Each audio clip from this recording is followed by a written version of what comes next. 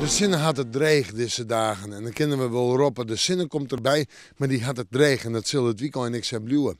Het is een beetje de tijd van het jaar waarin dat vak komt.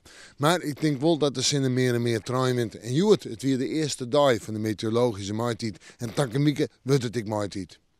Joen en vannacht, een vrij heldere nacht, het kleurt het flink op. En daardoor temperaturen zo tussen de min 1 en min 3 graden, de legere temperaturen in het oosten. Op Eiland 1 of 2 graden in de plus en verder is de kans op mist. En waar het mistig is, maar frost, is er de kans op wat glijdens. Wien is er als net uit noordelijke richting en die is zwak of matig. Dan morgen in de maand is nog kans op mist of misschien wel hier en daar wat glijdens. Verder is bewolking, maar ik regelmatig de zinnen. En de temperaturen morgen 4 graden. Dat houdt net door. Maar het waait net al te hut. Zwak of matig, west-noordwest en daardoor viel het wat noffelijker aan. In de joentijd in de nacht een protte bewolking, kans op misschien wel wat lichter ruim of stoorruim.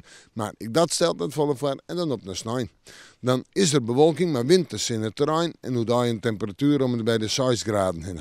De wind zwak, matig, uit noordwest en noordeest. In de nacht naar Manje staat toch weer lichte frost. En dan het fruitsjoch. Het maait iets zwaar. Op Manje of flink wat zinnen. En Oedai zo'n of 8 graden. In de nacht nog om het vriespunt heen. Tiesje.